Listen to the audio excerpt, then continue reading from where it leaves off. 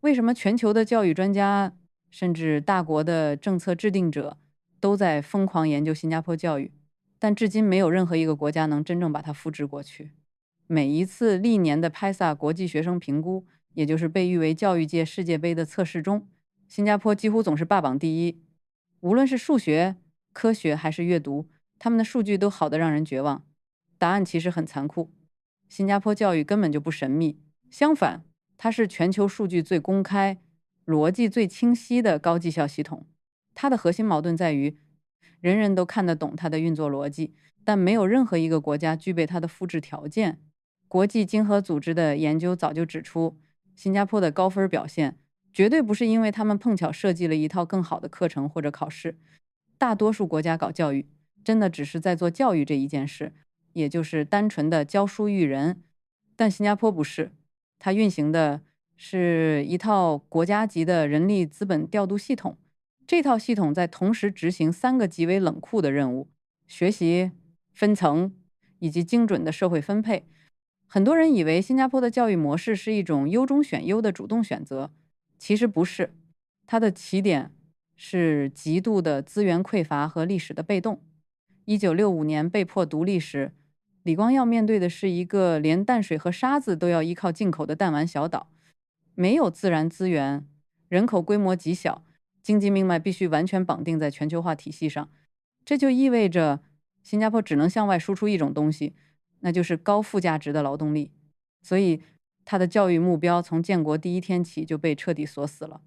用教育替代自然资源，用人才质量替代土地面积，用极高的运转效率替代人口规模。这种国家级的生存压力决定了它必然走向高强度筛选、高标准统考和极度强势的分流体系。大多数国家根本学不来，因为他们地大物博，或者有农业矿产兜底，他们不需要面对这种不成功便成仁、毫无退路的生存结构。在新加坡，分流是从小学阶段就开始的，这就是大名鼎鼎的小六会考，也就是 PSLE。一个仅仅12岁的孩子，就会通过这场极具决定性的考试，被精准地送入不同的轨道：直通车路线、大学导向的快捷班、理工应用路线，或者是技能培训的普通技术路线。它的底层逻辑非常冷酷，系统不追求让所有人挤同一座独木桥，而是追求让每个人尽早进入最匹配他当前能力的轨道，避免教育资源的浪费。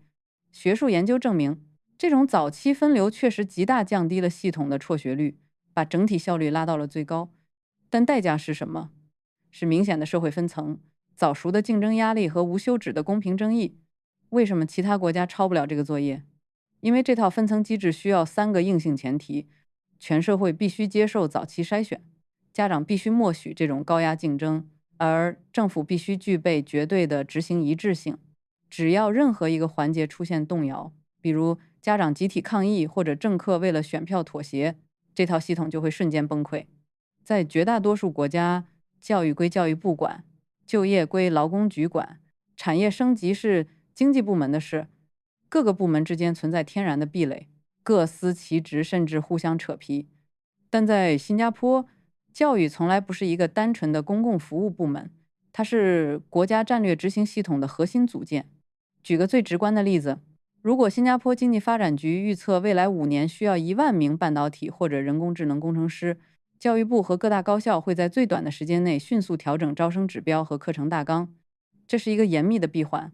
教育系统培养出特定技能的人才，直接输送给产业端，支撑国家经济战略，赚取利润后，再反哺教育系统的基建和师资。伦敦大学学院的一项研究就点明了，新加坡教育成功的关键在于它高度集中的治理结构。在其他国家，教育只是一项社会福利政策，但在新加坡，教育就是一台精密运转的国家机器。这就意味着，想学新加坡，你不仅要改学校，你得把整个国家的部门协同机制全部重构，这在大型国家几乎是不可能完成的任务。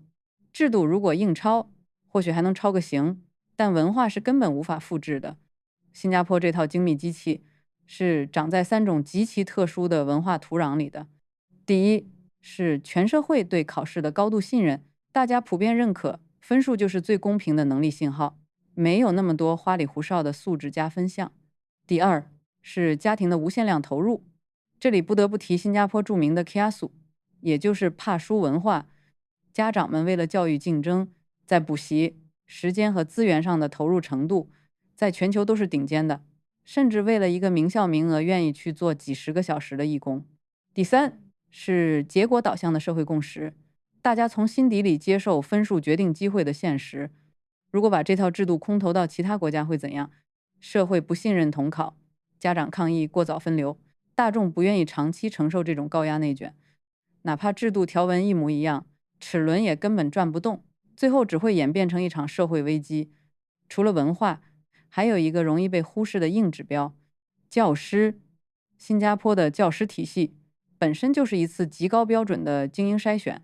在这里，教师不是一个普通的兜底职业，只有成绩最优异的那批毕业生，通常是前30%的顶尖人才，才能进入国立教育学院接受严苛的标准化培训。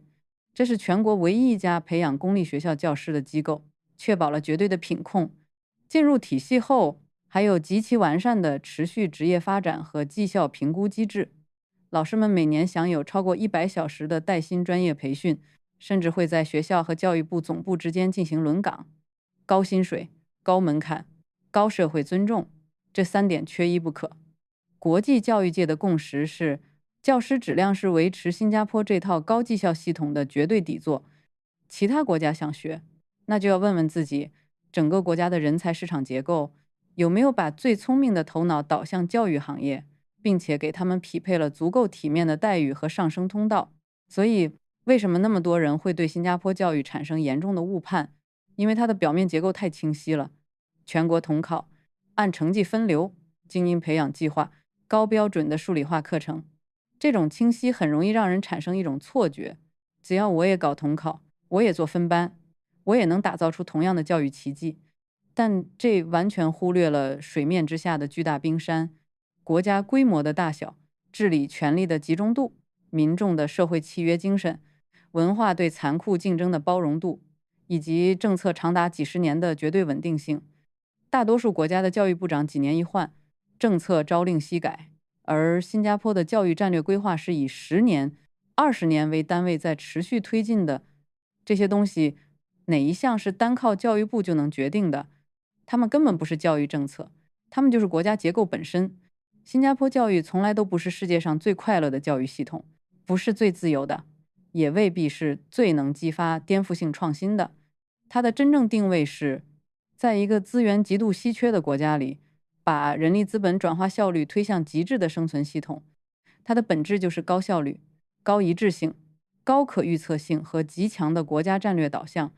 但万物皆有代价，维持这种极致效率的代价就是极高的个体压力、固化的社会分层、极低的系统容错率，以及被大幅压缩的个体路径自由度。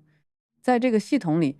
晚熟的孩子往往会吃大亏，偏科的天才可能会被提前淘汰，普通人则要在长达10几年的时间里承受神经紧绷的压力。现在回到我们开头的那个问题，为什么全世界都在研究，却很少有国家真正复制成功？因为新加坡教育的真相从来都不是一个教学方法问题，而是一个更底层的残酷事实。它不是一套单纯的教育体系，而是一种国家结构在教育领域的精准投影。所以，当我们讨论要不要学习新加坡时，真正要问的不是学不学得会，而是你的国家真的需要这种极致的效率模型吗？